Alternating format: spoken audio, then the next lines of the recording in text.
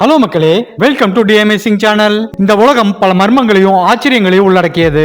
அதுல சில மர்மங்களுக்கு விஞ்ஞானத்தால பதில் சொல்ல முடியும். ஆனா பல மர்மங்களும் ஆச்சரியங்களும் விஞ்ஞானத்துக்கும் மனிதனோட அறிவுக்கும் அப்பாற்பட்டது.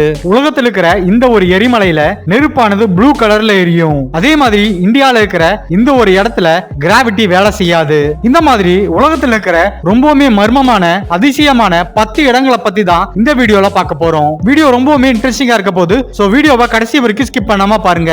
வீடியோ பிடிச்சிருந்தா மறக்காம லைக் பண்ணுங்க, உங்க ஃப்ரெண்ட்ஸுக்கும் ஷேர் பண்ணுங்க. வீடியோ பார்க்கறதுக்கு முன்னாடி நம்ம சேனலை சப்ஸ்கிரைப் பண்ணாதவங்க மறக்காம சப்ஸ்கிரைப் பண்ணி பக்கத்துல இருக்கிற பெல் ஐகானையும் கிளிக் பண்ணுங்க. அப்பதான் நான் போற வீடியோ உடனே உங்களுக்கு கிடைக்கும். டெவில்ஸ் கட்டல் அமெரிக்கால மினிசோட்டா மாகாணத்துல இருக்கிற சிஆர் மேக்னி ஸ்டேட் பார்க்ல தான் இந்த ஒரு வித்தியாசமான மர்மமான இடம் இருக்கு. அங்க இருக்கிற ப்ரூலே ரிவருக்கு மத்தியில இருக்கிற ஒரு வினோதமான வாட்டர் ஃபால்ஸ் தான் இது. இந்த வாட்டர் ஃபால்ஸ் ஒரு குறிப்பிட்ட இடத்துல 2 பகுதிகளா பிரியுது. ஒரு ஃபால்ஸ் நார்மலா கீழே விழுகுது, இன்னொரு ஃபால்ஸ் ஒரு பாறையில பட்டு ஒரு மிகப்பெரிய துளை வழியா உள்ள போகுது. இதுல ஒரு ஆச்சரியமான விஷயம் என்னன்னா, அந்த துளை வழியா விழுகிற நீர் வேற எந்த பகுதி வழியாகவும் வெளியே வரதே கிடையாது. அந்த நீர் எங்க போகுதுங்கிறது யாராலையும் இதுவரைக்கும் கண்டுபிடிக்க முடியல. இதற்காக பல ஆராய்ச்சிகள் அந்த இடத்துல நடந்திருக்கு. 500 பிங் பாங் பால்ஸ் அந்த துளை வழியா ஆராய்ச்சியாளர்கள் போட்டாங்க. ஆனா அந்த பால்ஸ் இதுவரைக்கும் எந்த பகுதி வழியாகவும் வெளியே வரல. அதுபோல கலர் டைஸ், ஜிபிஎஸ் டிராக்கர்னு பல விஷயங்களை அந்த அருவி விழுகிற மிகப்பெரிய துளை வழியா ட்ரை பண்ணி பார்த்திருக்காங்க. ஆனா எந்த ஒரு பாசிட்டிவ் ரிசல்ட்டும் அதுல இருந்து கிடைக்கல. இதுவரைக்கும் அந்த நீர் எங்க போகுதுங்கிறது மிகப்பெரிய மர்மமாவே இருக்கு. கவாக் ஈஜன் லேக். பொதுவா எரிமலைன்னு சொன்ன உடனே நம்மளுக்கு ஞாபகம் வருது அதுல இருந்து வெளிப்படுற செந்நிற லாவா குழம்பு தான். ஆனா இந்தோனேஷியால ஜாவா ஐலாண்ட்ல இருக்கிற இந்த எரிமலை கொஞ்சம் வித்தியாசமானது.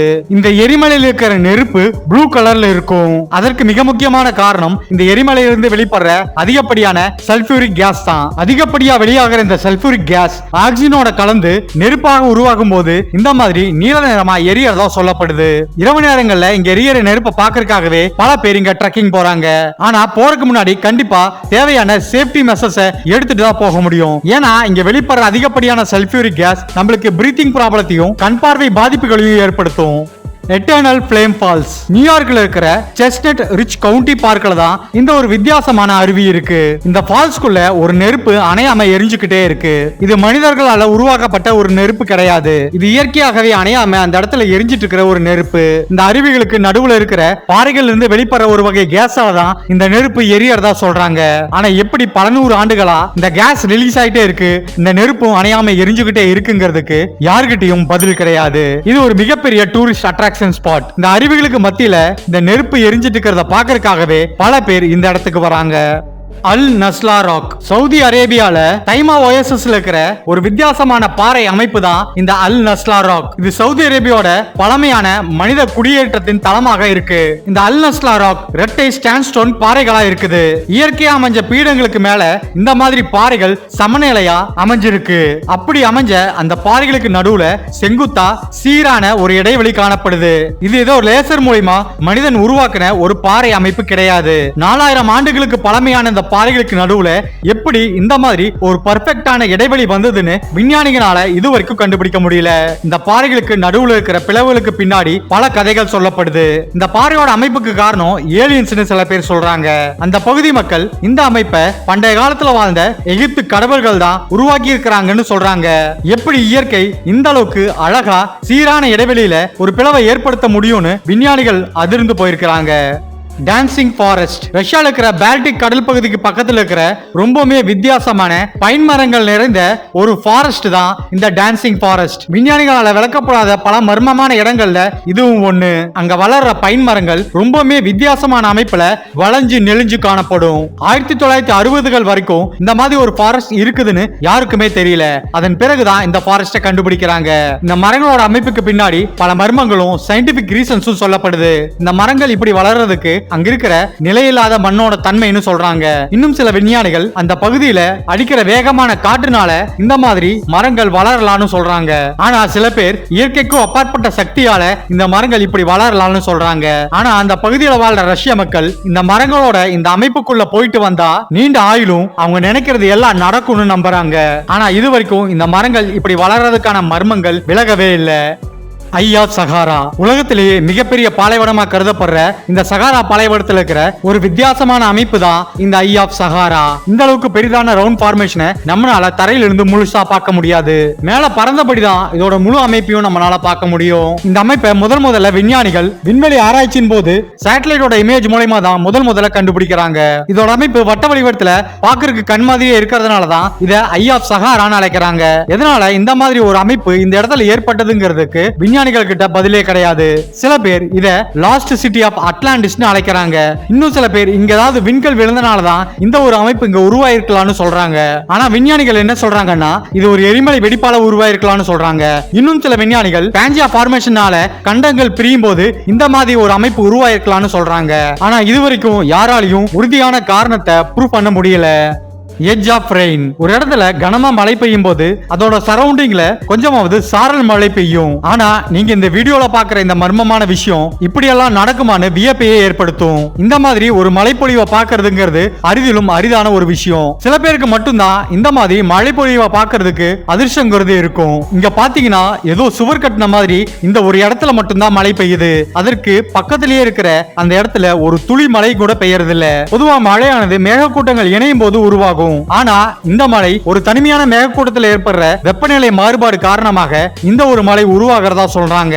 யோசிச்சு பாருங்க, ஒரு இடத்துல நிக்கும் போது ஆப்போசிட் இருக்கிற ஒரு இடத்துல மட்டும் மழை கொட்டுறத பாக்குறதுக்கு ரொம்பவுமே வியப்பாதான் இருக்கும். Fairy circles. ஆப்பிரிக்க நாடான நமீபியால தான் இந்த மர்மமான வித்தியாசமான சர்க்கிள் போன்ற அமைப்பு இருக்கு. அந்த சர்க்கிள்ஸோட டயாமீட்டர் 10 அடியிலிருந்து 60 அடி வரைக்கும் இருக்கிறதா ஆராய்ச்சியாளர்கள் கண்டுபிடிச்சிருக்காங்க.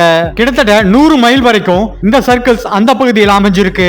ஆராய்ச்சியாளர்கள் இந்த சர்க்கிள் அங்க எப்படி உருவாகுதுன்னு பல ஆராய்ச்சிகளை பண்ணாங்க. ஆனா இதுவரைக்கும் அவங்களால எந்த ஒரு முடிவுக்கு வர முடியல.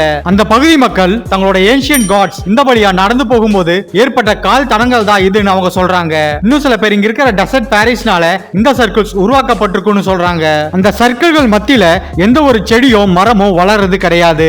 மழை பெய்யும் போது இந்த சர்க்கிள்ஸ் மறைந்து மீண்டும் அந்த நிலம் வறண்ட பிறகு மறுபடியும் இந்த சர்க்கிள்ஸ் உருவாகுது. இந்த சர்க்கிள்ஸ் ஃபார்மேஷனுக்கு பின்னாடி இருக்கிற மர்மங்கள் இதுவரைக்கும் விலகாமையே இருக்கு. Magnetic hill India. லடாக்ல அமைஞ்சிருக்கிற இந்த ஹில்ல சைக்ளோப்ஸ் ஹில்னு அழைக்கிறாங்க. இந்த இடத்துல பொதுவா எல்லாமே கிராவிட்டிக்கு ஆப்போசிட்டா தான் நடக்கும். சாதாரணமா நம்ம ஒரு பொருளை கீழே விட்டா அது மேடான பகுதியிலிருந்து தாழ்வான பகுதியை நோக்கி நகரும். ஆனா இந்த இடத்துல அது ரிவர்ஸா நடக்கும். தாழ்வான பகுதியிலிருந்து எல்லா பொருளும் மேடான பகுதியை நோக்கி நகரும். அது சிறிதான பாட்டில் இருந்து பெரிய பெரிய பைக், கார் வரைக்கும் மேடான பகுதியை நோக்கி இந்த இடத்துல நகரும். அதற்கு இந்த பகுதியில் இருக்கிற அதிகப்படியான காந்த விசை தான் காரணம்னு சொல்றாங்க. இந்த அதிகப்படியான காந்த விசையை அந்த பகுதிக்கு மேல பறக்கிற விமானங்கள் மற்றும் ஹெலிகாப்டர்லையும் கூட உணர முடியும்னு சொல்றாங்க. 14,000 அடி உயரத்தில் இருக்கிற இந்த மேக்னெட்டிக் ஹில் இயற்கை அதிசயம்னே சொல்லலாம். நாஸ்கா லைன்ஸ். பெரு நாட்டில் இருக்கிற பாலைவனத்துல தான் இந்த விசித்திரமான வரைகோடுகள் அமைஞ்சிருக்கு. அங்க 500 ஸ்கொயர் கிலோமீட்டர் பரப்பளவு உள்ள பகுதிகள் முழுவதும் இந்த வரைகோடுகள் காணப்படுது. இந்த அமைப்பை விஞ்ஞானிகள் ஜியோகிளிப்ஸ்னு அழைக்கிறாங்க. இந்த அமைப்பு கிட்டத்தட்ட 500ஆம் BC காலகட்டத்தில் வாழ்ந்த மனிதர்களால உருவாக்கப்பட்டிருக்கலான்னு அவங்க கணிக்கிறாங்க. தரையிலிருந்து பார்த்தா இது ஒரு கோடு மாதிரி தான் தெரியும். ஆனா வான்வெளியில பறந்துட்டே பார்க்கும்போது தான் இதோட முழு அமைப்பை நம்மளால பார்க்க முடியும். இது விலங்குகள், பறவைகள், தாவரங்கள் போன்ற பல வடிவமைப்புல காணப்படுது.